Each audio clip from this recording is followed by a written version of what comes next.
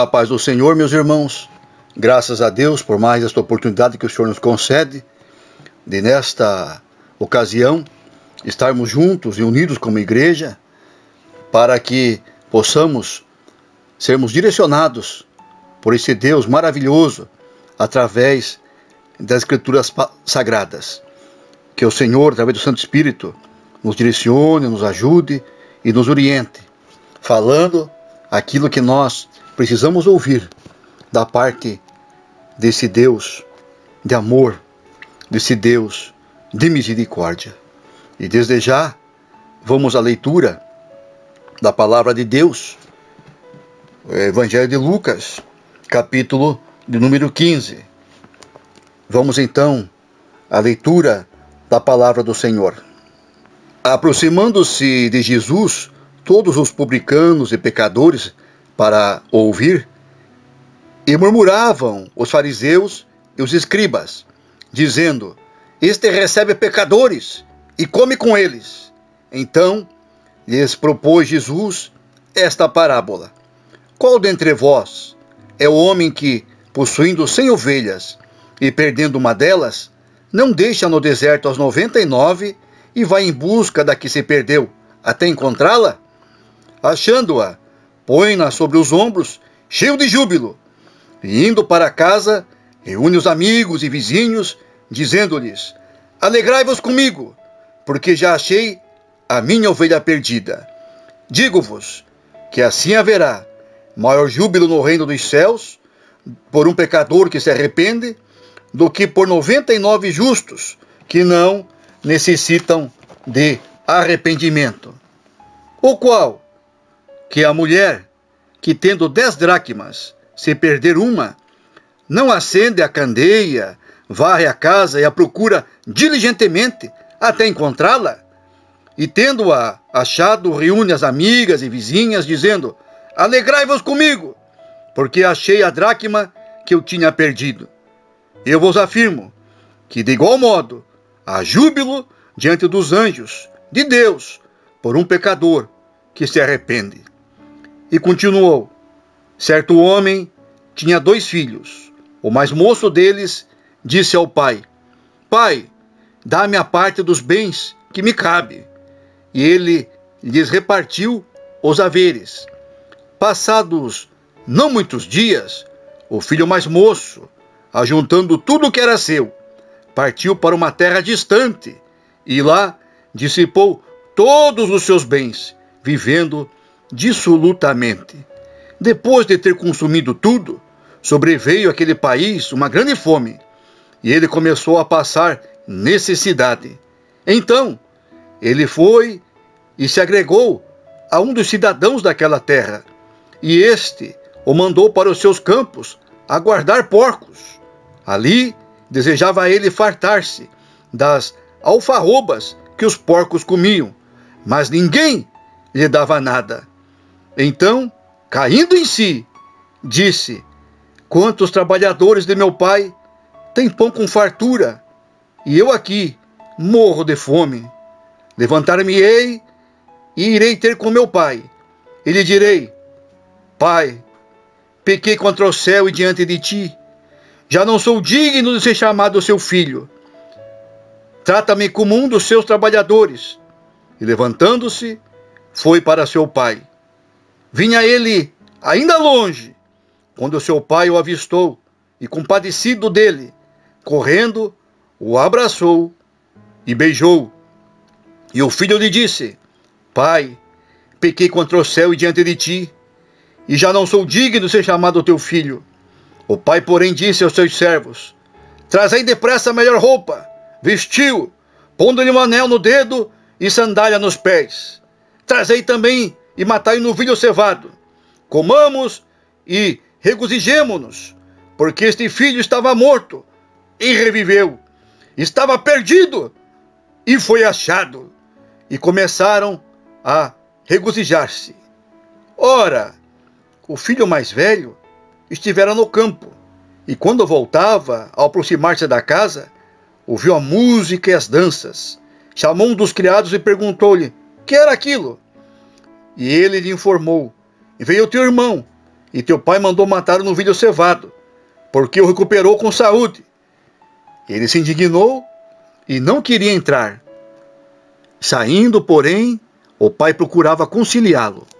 Mas ele respondeu a seu pai: há tantos anos que te sirvo, sem jamais transgredir uma ordem tua, e nunca me deste um cabrito sequer para alegrar-me com os meus amigos. Vindo, porém, esse teu filho, que desperdiçou os teus bens com meretrizes, tu mandaste matar ele o novilho cevado. Então lhe respondeu o pai: meu filho, tu sempre estás comigo. Tudo que é meu é teu.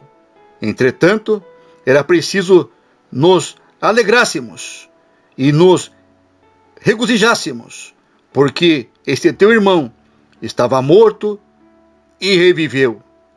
Estava perdido e foi achado. Acabamos de fazer a leitura do capítulo 15 do Evangelho de Lucas no seu inteiro teor. Mas nós vamos nos ater principalmente ao contido relacionado à parábola do filho pródigo, que inicia-se do versículo 11 a seguir.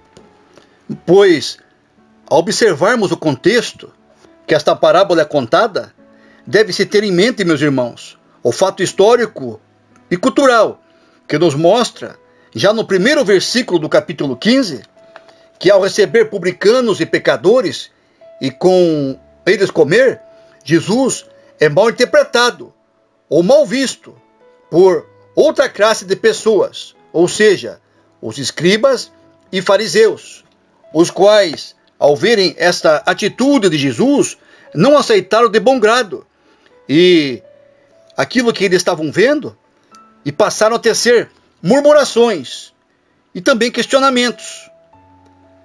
E é neste momento que Jesus passa a contar 3 parábolas, que são a parábola da ovelha perdida, a parábola da dracma perdida e a parábola em evidência, a qual nós estamos abordando hoje, que é a parábola do filho pródigo.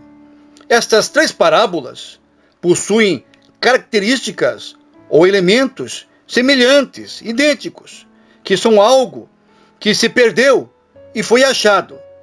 E ao se achar aquilo que se havia perdido, isso trouxe muita alegria. E essa alegria culmina em festa. Mas a parábola do filho pródigo nos remete a algo incomum, que é o caso de alguém não se alegrar e não querer festejar por algo que estava perdido e foi achado.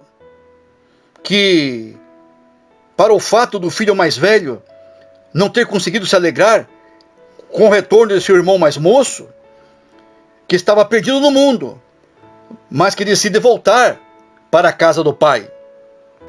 Nós, meus irmãos, ao ouvirmos esta parábola e a lê-la, estamos habituados a ouvir ou a entender que somente o filho mais moço, ao pedir a sua parte da herança, recebeu. Porém, o versículo 12, o qual nós leremos mais uma vez, vamos ler o versículo 12, nos narra: o mais moço deles disse ao pai: pai, dá-me a parte dos bens que me cabe. E ele lhes repartiu os haveres. Vamos frisar aqui, meus irmãos.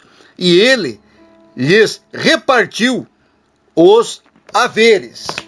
O que isso nos mostra? Nos mostra que talvez o filho mais velho também possa ter recebido a parte que lhe cabia nessa ocasião. Pois, segundo o entendimento de alguns estudiosos, dentre os quais o pastor Vieira, esse entendimento que se tem, que nesta ocasião, quando do recebimento da parte da herança que era correspondente ao filho mais novo, também o filho mais velho, talvez, tivesse recebido já a sua parte da herança. Vamos ler mais uma vez? Versículo 12. O filho mais moço deles disse ao pai: pai, dá-me a parte dos bens que me cabe. E ele lhes repartiu os haveres. Mas, de forma independente desse entendimento, nós temos algumas lições que esta parábola do filho pródigo nos traz, pois nos mostra com evidência que o mundo é sedutor e que o pecado tenta nos alcançar. E é isso que acontece com o filho mais novo. Ele é alcançado em seu coração pelo desejo do pecado. E este decidiu se ver livre das ordens paternas e se enveredar no mundo de prazeres e sem limites, rejeitando não só as ordens do pai, mas ainda renegando e abrindo mão dos cuidados e segurança proporcionados pelo seu pai na casa em que residia. Ao nos aprofundarmos no estudo desta parábola, procuramos também verificar a insatisfação do filho mais novo em não querer ser submisso aos cuidados do pai. E isso nos remete à ocorrência da queda de Adão e Eva em seu pecado de rebelião contra o pai, ou seja, contra Deus.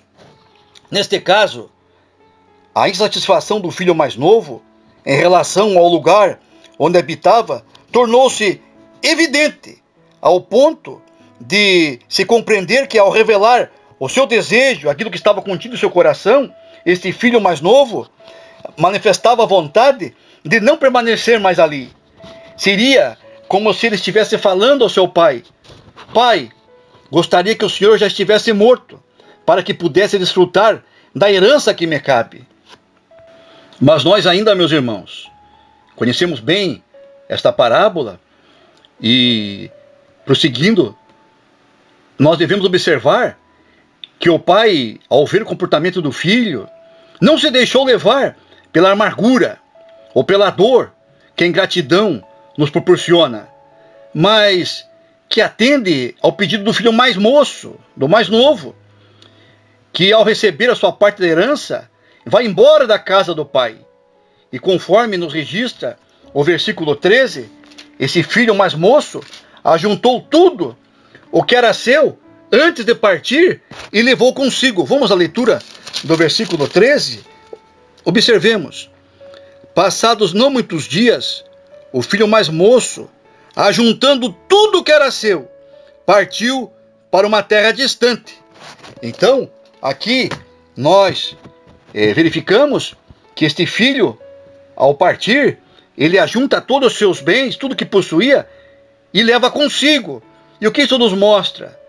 Que, na verdade, este filho mais moço, ou mais jovem, ao fazer isso, juntar todas as suas coisas e levá-las consigo, não desejaria retornar nunca mais para a casa do pai. Era como um filho que leva tudo. Observemos aqui, meus irmãos, já imaginemos, né, aquilo que acontece muitas vezes. As pessoas residem numa casa e ali decidem fazer exatamente isso que esse filho pródigo faz, o filho mais jovem, e sai da sua casa, e o pai, ou a mãe, o irmão, ao entrarem no quarto onde residia este ente querido, esta pessoa amada, verificam ali que no guarda-roupa não há uma peça de roupa. Não deixou ali nem objeto para recordação, nada se encontra. Então, parece que esse entendimento, esse desprezo, essa ingratidão, essa vontade de partir, ela estava enraizada no coração deste jovem e demonstra aí a sua rebeldia, a sua ingratidão para com a sua família, principalmente para com o seu pai. E o desejo de não permanecer mais sob os cuidados do mesmo. Pois, ao vermos isso, imaginamos a cena, ou imaginemos essa cena, quando o pai ali, ou alguém que residia naquela casa, ao observar, não encontra nada, nem objeto, que faça ali recordar daquele ente que partiu. No caso, este jovem, não se encontrou ali nem objeto, nem uma roupa, nada. Ele levou tudo consigo, demonstrando o desejo que estava em seu coração, que de forma já resoluta iria partir, levar não só o dinheiro, mas tudo que era seu, tudo que ele possuía naquela casa, ele leva consigo, mostrando a sua tamanha ingratidão e insatisfação em permanecer na casa do seu pai. O filho mais novo vai embora, e a palavra de Deus nos mostra que ele foi embora para uma terra distante e passou a viver de maneira dissoluta. Passou a viver com todas as suas forças e vontades aquilo que muitas pessoas ainda vivem e desejam viver em nossos dias, que é o fato de colocar em seus corações e suas vidas e todas as esperanças que possuem naquilo que tem palpável diante de si, ou seja, o emprego, o trabalho, na casa, em carros, dinheiro, em cargos da igreja, em amizades, na política, na ciência, no egocentrismo e demais coisas que este mundo nos proporciona. Esse moço não pensou e nem meditou na palavra de Deus, que nos ensina em 1 Coríntios, capítulo 6, versículo 12. Todas as coisas me são lícitas, mas nem todas as coisas me convêm. Todas as coisas me são lícitas, mas eu não me deixarei dominar por nenhuma delas. Ao passo que este jovem, infelizmente, não viveu isso em sua vida até este momento da partida e também quando já de início se encontrava numa terra distante.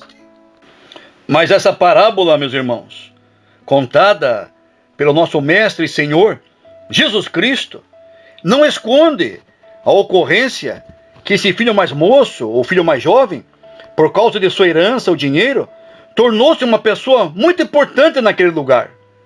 Sim, ele conseguiu isso. Torna-se uma pessoa importante e arruma e conquista muitas amizades. E se deixou envolver por muitas mulheres e pessoas.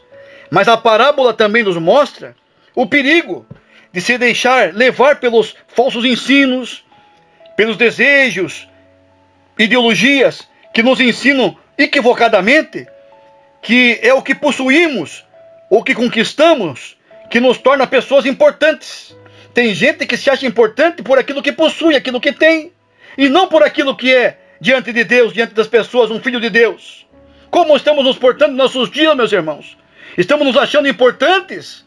Estamos nos achando os tais, acima ou melhores que outras pessoas? Por quê? Porque temos mais dinheiro?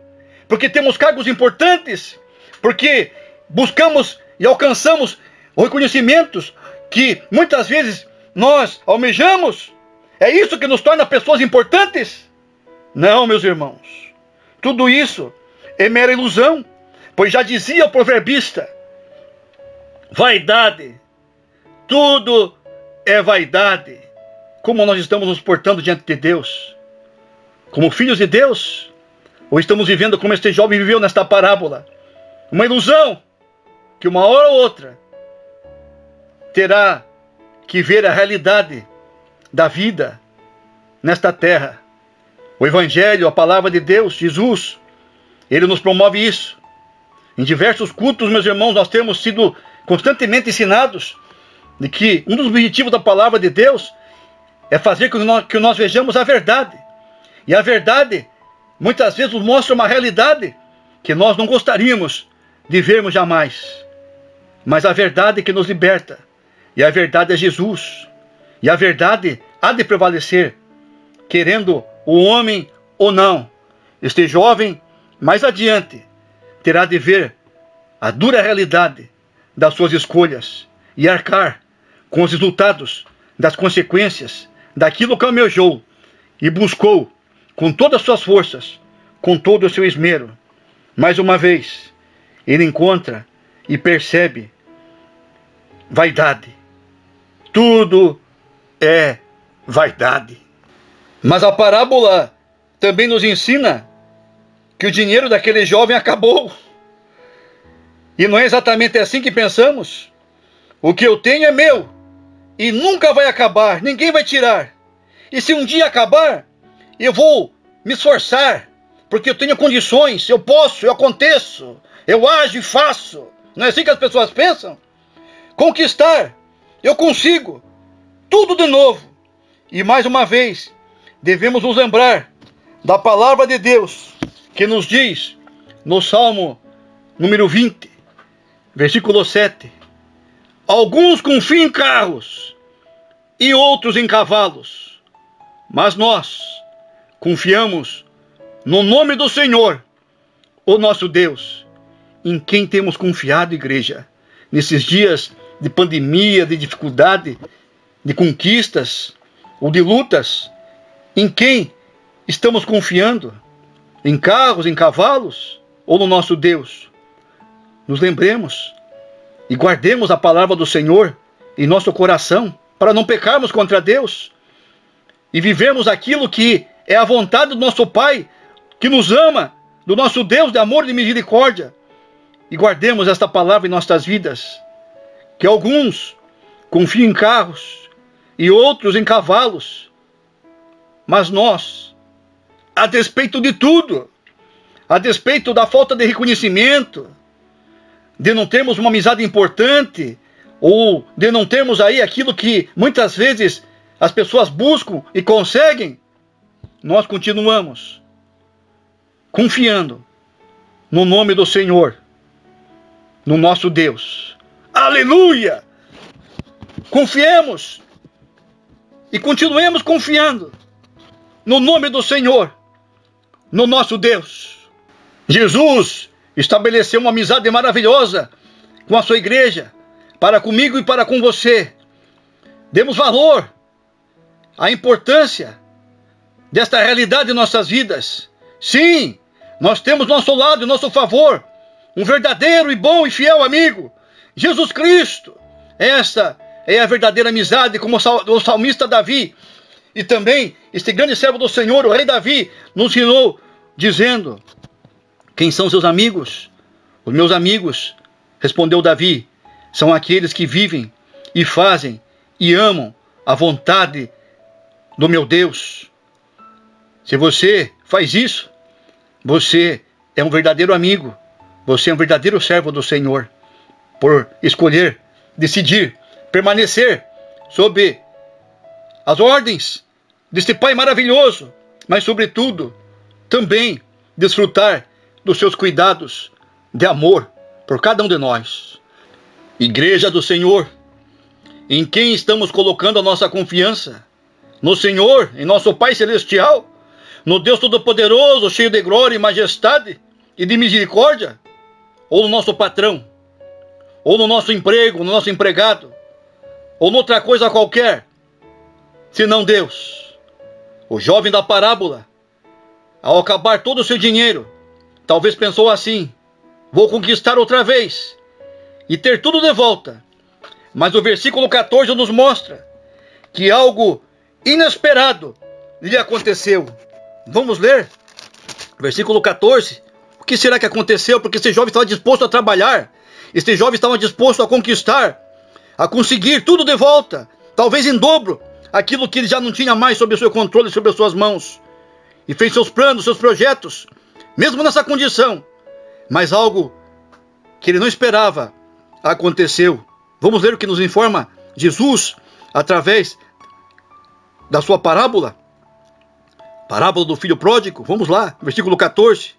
Diz a palavra do Senhor: depois de ter consumido tudo, sobreveio àquele país uma grande fome, e ele passou por grandes necessidades. Algo inesperado aconteceu, pois o lugar onde se encontrava este jovem foi atingido por uma coisa terrível. Uma grande fome assolou aquele lugar, e ele começa a passar necessidade, pois o que estava difícil tornou-se ainda pior. Isso nos remete, meus irmãos, a nos lembrarmos aquilo que nos narra a Bíblia Sagrada sobre Jonas, o qual foi incumbido por Deus de transmitir a mensagem de salvação para o povo de Nínive, mas relutou e tentou fugir, e no meio da sua fuga deparou-se envolvido por uma enorme tempestade, uma terrível tempestade, e mesmo assim achou que se atirando ou sendo jogado ao mar, os seus problemas teriam finalmente a solução, ao passo que aquilo que era terrível torna-se ainda pior, pois Jonas, ao ser lançado ao mar, veio a ser engolido por um grande peixe, ao ponto de ele reconhecer que não há como fugir do Senhor e se dar bem na vida. Não há como desobedecer às ordens de Deus, do nosso Pai Celestial, e ser bem-sucedido neste mundo. Não há segurança longe da casa do Pai, da presença desse Deus. E Jonas também nos ensina, no livro de Jonas, capítulo 2, nos narra: então Jonas, do ventre do peixe, orou ao Senhor seu Deus e disse: na minha angústia, clamei ao Senhor, e ele me respondeu. Do ventre do abismo, gritei, e tu me ouviste a voz, pois me lançaste no profundo, no coração dos mares, e a corrente das águas me cercou. Todas as tuas ondas e as tuas vagas passaram por sobre mim. Então disse eu: lançado estou diante dos teus olhos. Tornarei, porventura, a ver o teu santo templo? As águas me cercaram até a alma. O abismo me rodeou, e as águas se enrolaram na minha cabeça. Desci aos fundamentos dos montes, desci até a terra, cujos ferrolhos se correram sobre mim para sempre. Contudo, fizeste subir da sepultura a minha vida, ó Senhor meu Deus. Quando dentro de mim me desfalecia a alma, eu me lembrei do Senhor, e subiu a ti a minha oração no teu santo templo. Os que se entregam à vã idolatria abandonam aquele que lhe és misericordioso. Mas com a voz do agradecimento eu te oferecerei sacrifício. O que votei, pagarei. Ao Senhor pertence a salvação. Jonas se volta para o Senhor. E foi nesse momento em que este jovem passa por essa grande e terrível dificuldade. É exatamente neste momento que o seu orgulho é quebrado. Pois foi cuidar de porcos, e agora trabalhava e não tinha nem o alimento necessário, e passou a cobiçar o alimento que os porcos comiam. Tem pessoas, meus irmãos, que possuem um bom emprego, mas se esquecem de Deus e são ingratas para com Ele. Se esquecem que foi Deus quem preparou o seu emprego, e ao invés de serem bons funcionários e bons servos de Deus, murmuram, reclamam e sentem-se insatisfeitos. Será que é preciso que se perca tudo e que a pessoa tenha agora que trabalhar em algo que nem imaginou, algo que lhe traga humilhação? Ninguém deseja passar pela humilhação, mas a Bíblia nos ensina, amados e queridos, pois todo aquele que a si mesmo se exaltar será humilhado, e todo aquele que a si mesmo se humilhar será exaltado. Evangelho de Mateus, capítulo 23, versículo 12, vamos ler mais uma vez o que a Bíblia nos ensina, que devemos ser humildes, pois todo aquele que a si mesmo se exaltar será humilhado, e todo aquele que a si mesmo se humilhar será exaltado.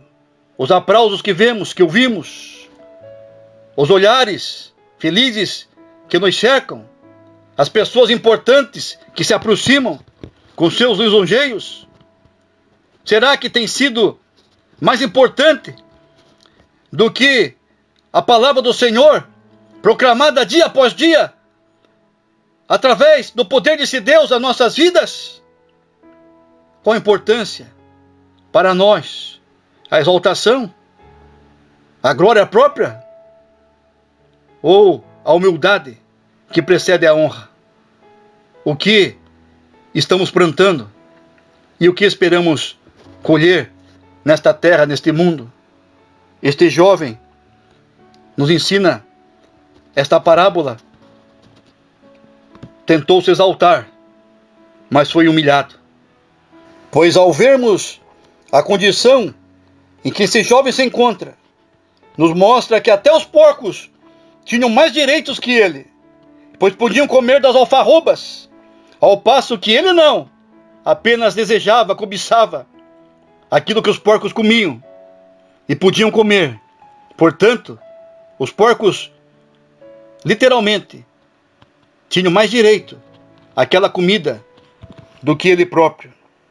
O caminho do pecado que este jovem escolheu traz as suas consequências. O caminho do pecado que nós escolhemos também traz as suas consequências. Por isso que o Senhor, através da sua palavra, nos conclama a cada dia, a cada momento, a permanecermos firmes na sua vontade. E como o salmista escreveu, desviando nossos passos e escolhendo permanecer na vontade do nosso Pai. O versículo de número 1 e também o de número 2 do Evangelho de Lucas, no capítulo 15, nos tem lições valiosas, as quais nós temos que observar e também aprendermos com elas. Diz aqui o versículo 1: aproximou-se Jesus de todos os publicanos e pecadores. Vemos aqui dois grupos de pessoas, publicanos e pecadores, para ouvir. Mas também entra em cena no versículo 2, dois novos grupos de pessoas, os fariseus e os escribas, dizendo: este recebe pecadores e come com eles. O filho mais velho agora entra em cena, mas ele também, ao passo do filho mais novo, que se arrepende e volta para a casa do pai e declara que deseja permanecer na presença do seu pai. Assim também nós temos que observar o que diz a palavra de Deus no versículo 17 sobre o destino final na vida deste jovem que havia saído da casa do seu pai, se embrenhado e conquistado e se achado tão importante e tantas coisas conquistou, mas que cai em si e viu que tudo era ilusão e retorna para a casa do seu pai. Versículo 17 nos diz: então, caindo em si, disse: quantos trabalhadores de meu pai têm pão com fartura, e eu aqui morro de fome. Levantar-me-ei e irei ter com o pai, e lhe direi: pai, pequei contra o céu e diante de ti, já não sou digno de ser chamado seu filho. Trata-me como um dos teus trabalhadores. E levantando-se, foi para seu pai. Vinha ele ainda longe, quando seu pai o avistou, e compadecido dele, correndo, o abraçou e beijou. E o filho lhe disse: pai, pequei contra o céu e diante de ti, já não sou digno de ser chamado teu filho. O pai, porém, disse aos seus servos: trazei depressa a melhor roupa, vestiu, pondo-lhe um anel no dedo e sandália nos pés. Trazei também e matai novilho cevado. Comamos e regozijemo-nos, porque este meu filho estava morto e reviveu, estava perdido e foi achado. E começaram a regozijar-se, a alegrar-se com aquilo que estava acontecendo. Assim, os versículos número 1 e 2, e esses quatro grupos de pessoas, que são os publicanos e pecadores, que sentavam-se com Jesus para comer e ouvir, e também outro grupo de pessoas composta pelos fariseus e escribas, que observavam e achavam tudo aquilo que estava acontecendo de maneira incoerente. Nós também observamos o que acontece com aquilo que a Bíblia nos registra através desta parábola, que o filho mais novo errou, pecou, se arrependeu e retorna para o pai, ao passo que o filho mais velho, que estava sob os cuidados do pai, estava na casa do pai, tem comportamento talvez até semelhante com o do filho mais novo em relação à desobediência em fazer a vontade do pai. Leamos o que nos diz o versículo 25 a seguir, sobre o filho mais velho. Ora, o filho mais velho estivera no campo, e quando voltava a aproximar-se da casa, ouviu a música e as danças. Chamou um dos criados e lhe perguntou-lhes: que era aquilo? E ele informou: veio teu irmão e teu pai mandou matar o novilho cevado, porque o recuperou com saúde. E ele se indignou. Olha só o versículo 28. Prestemos atenção, meus irmãos. Ele se indignou com o que o pai estava fazendo. Como nós estamos agindo para com a vontade do nosso Deus? Com indignação também? Porque esse filho mais velho, agora, diz aqui a palavra de Deus, ele se indignou com a vontade do seu pai. E não queria entrar, não queria mais ficar na casa também, não desejava entrar na casa. E o pai teve que sair também em busca do filho mais velho. Vamos ler, versículo 28. O filho mais velho nos diz que se indignou e não queria entrar. Não queria entrar. Saindo, porém, o pai procurava conciliá-lo. Mas ele respondeu ao seu pai: há tantos anos te sirvo, sem jamais transgredir uma ordem tua, e nunca me deste um cabrito sequer para alegrar-me com os meus amigos. Vindo, porém, não era seu irmão, agora era só filho do pai. Observemos. Vindo, porém, esse teu filho, que desperdiçou os teus bens com meretrizes, tu mandaste matar para ele o novilho cevado. Então lhe respondeu o pai: meu filho, tu sempre estás comigo. Tudo o que é meu é teu. Entretanto, era preciso que nos alegrássemos e nos regozijássemos, porque esse teu irmão estava morto e reviveu, estava perdido e foi achado. Que grupo de pessoas nós nos identificamos nesta oportunidade, Igreja do Senhor? Como publicanos e pecadores que ouvimos a vontade de Deus, a palavra do Senhor, e talvez como aquele filho mais jovem, agimos com tanta insensatez, mas nos arrependemos e voltamos para a presença de Deus? Ou como murmuradores, a exemplo dos fariseus e escribas, no versículo 2, que dizendo: este recebe pecadores e come com eles. Será que nós estamos pensando assim? Que somos melhores do que os outros? Que podemos mais do que os outros? Como será que estamos nos vendo nesta oportunidade?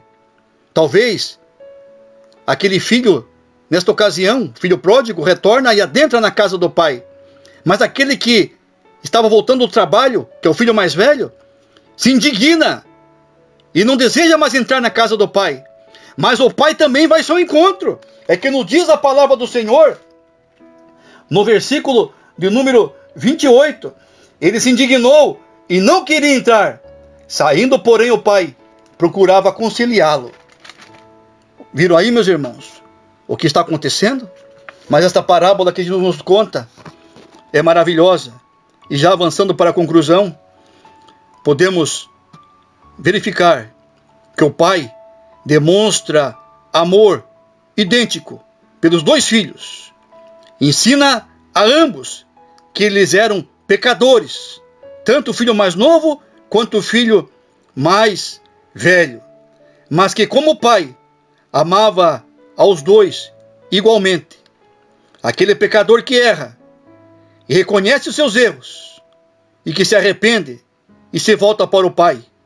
E outro filho que se achava justo, melhor que o outro, mas que também era pecador. Por fim, a palavra do Senhor nos mostra que o pai cuida muito bem dos seus filhos.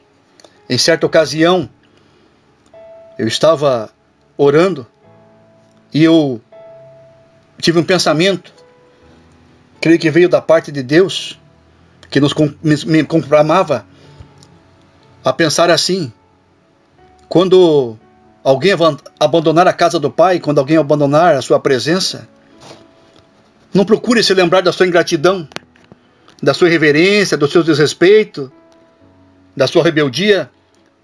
Embora essas coisas sejam reais e também é uma realidade nas nossas vidas, nós devemos trazer à memória aquilo que nos traz esperança.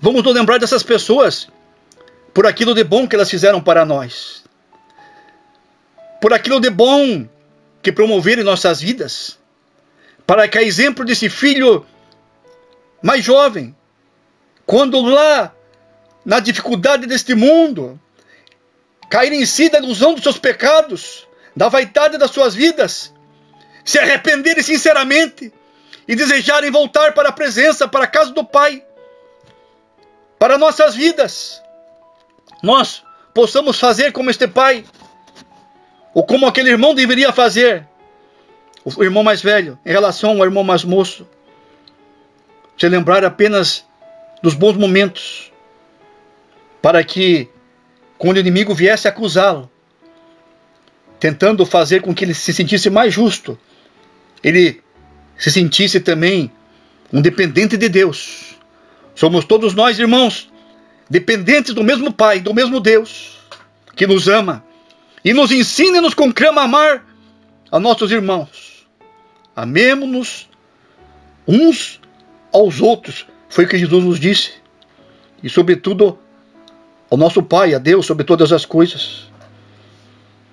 Pois só assim nós seremos capazes de abraçarmos e cuidarmos daqueles que carecem e necessitam de um abraço, de um cuidado, do amor de Deus e também do amor dos irmãos. E por fim, meus irmãos, essas parábolas, elas têm como objetivo nos mostrar e falar sobre o reino dos céus, o reino de Deus. Concernente a isso, vamos concluir lendo o que nos diz o Evangelho de Mateus, capítulo 3, nos versículos de 1 a 3, que nos diz: naqueles dias apareceu João Batista, pregando no deserto da Judéia, e dizia: arrependei-vos, porque está próximo o reino dos céus. Porque este é o referido por intermédio do profeta Isaías. Voz do que clama no deserto: preparai o caminho do Senhor, endireitai as suas veredas. Assim, meus irmãos, compreendamos que o nosso Deus se importa, sim, com os pecadores e deseja salvar a todos. O desejo do nosso Deus é que todos venham para o seu reino de justiça e de paz. É esse Deus maravilhoso, o Deus da Bíblia, ao Deus de Abraão, Isaque e Jacó, seja toda a honra, todo o louvor, toda a glória, para todo sempre, em nome de Jesus Cristo, que vive e reina para todo sempre. Amém. E graças a Deus.